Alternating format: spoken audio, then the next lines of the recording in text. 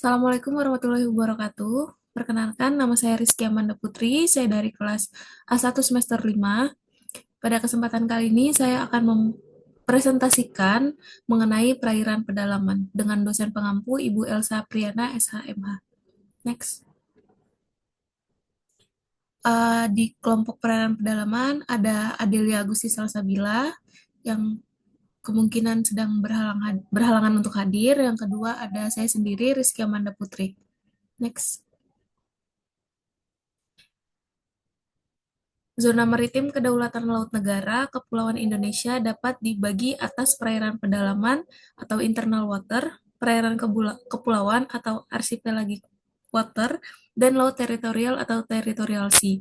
Namun, hanya di perairan pedalaman saja Indonesia memiliki kedaulatan absolut tanpa adanya hak negara lain guna menjamin dan menjaga kedaulatan negara di zona perairan pedalaman dari tumpang tindih kepentingan hak dan negara lain di zona kedaulatan maritim Indonesia. Maka Indonesia mesti segera menetapkan batas delimitasi perairan pedalaman dan membentuk peraturan perundang-undangan untuk mencegah pelanggaran terhadap kedaulatan wilayah perairan pedalaman Indonesia oleh negara lain. Next. Penetapan delimitasi setiap kepulauan dianggap sangat penting dalam rangka menjaga keamanan dan pertahanan negara. Pemerintah mesti segera menetapkan kawasan-kawasan perairan pedalaman dan pelabuhan-pelabuhan yang dianggap strategis dan vital bagi pertahanan dan keamanan negara. Wilayah yang dianggap penting ini dapat dilakukan penutupan dan pelarangan untuk memasuki dan ataupun singgah, sehingga hukum kelautan kita tegas dan kita bisa menjadi negara yang berdaulat di wilayah laut. Next. Pasal 8 perairan pedalaman atau internal waters, kecuali sebagaimana diatur dalam bab 4 perairan pada sisi darat garis pangkal laut, teritorial merupakan bagian perairan pedalaman negara tersebut. Dalam hal penetapan garis pangkal lurus sesuai dengan cara yang ditetapkan dalam pasal 7 berakibat tertutupnya sebagai perairan pedalaman daerah-daerah yang sebelumnya tidak dianggap demikian. Maka di dalam perairan demikian akan berlaku suatu hak lintas damai sebagaimana ditentukan dalam konvensi ini. Secara umum, perairan pedalaman merupakan bagian dari wilayah daratan suatu negara pantai.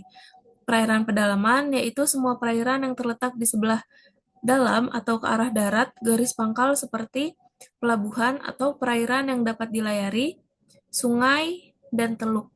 Perairan pedalaman memiliki peraturan umum yaitu suatu negara menentukan perairan pedalamannya yang terbuka untuk pelayaran internasional. Yurisdiksi di perairan pedalaman yaitu dengan memasuki perairan pedalaman suatu negara. Seorang warga negara kapal asing memasuki wilayah kedaulatan negara itu. Namun, hal ini tidak berlaku untuk kapal perang asing atau kapal lainnya yang mempunyai kekebalan diplomatik. Next. Tadi sebelumnya disebutkan itu ada hak lintas damai. Saya akan menjelaskan mengenai lintas damai. Yang pertama, lintas. Pengertian lintas dapat dijabarkan secara relatif dan mudah, tidak hanya meliputi lintasan melalui laut teritorial, tetapi lintas mencangkup berhenti dan buang jangkar, tetapi hanya sepanjang hal tersebut berkaitan dengan navigasi yang lazim atau perlu dilakukan karena force majeure atau mengalami kesulitan atau guna memberikan pertolongan kepada orang, kapal, atau pesawat udara yang dalam bahaya atau kesulitan. Selain kegiatan memberikan pertolongan tersebut, lintas harus terus-menerus langsung serta secepat mungkin dilakukan. Selanjutnya ada damai. Pengertian damai sebenarnya tidak secara tegas didefinisikan, bahkan artinya pun tidak jelas. Kebanyakan arti damai melekat terhadap kepatuhan sebuah kapal terhadap peraturan negara pantai. Kerancuan definisi ini kemudian diadopsi dalam Konferensi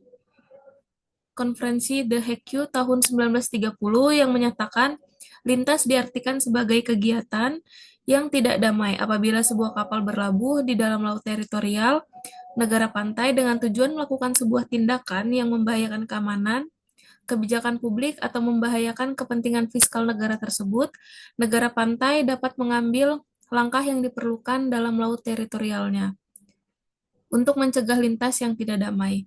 Negara pantai dapat melindungi negaranya dengan mengambil langkah yang diperlukan untuk mencegah pelanggaran apapun terhadap persyaratan yang ditentukan bagi masuknya kapal tersebut ke perairan pedalaman atau untuk singgah di pelabuhannya.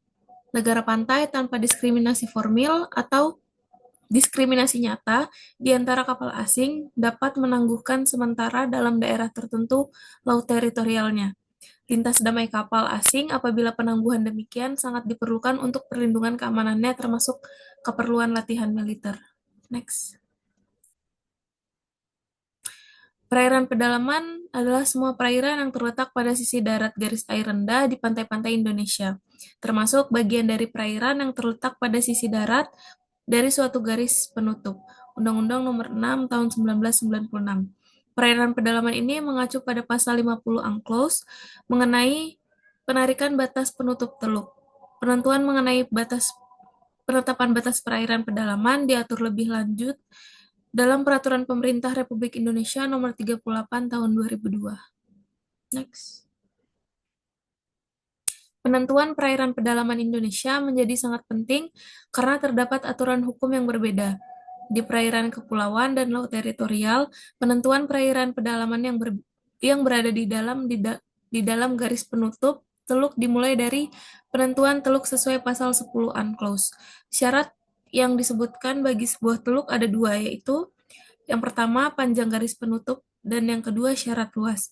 Panjang garis penutup teluk maksimal 24 mil laut, yang berarti sekecil apapun lekukan pantai dapat didefinisikan sebagai perairan pedalaman. Next.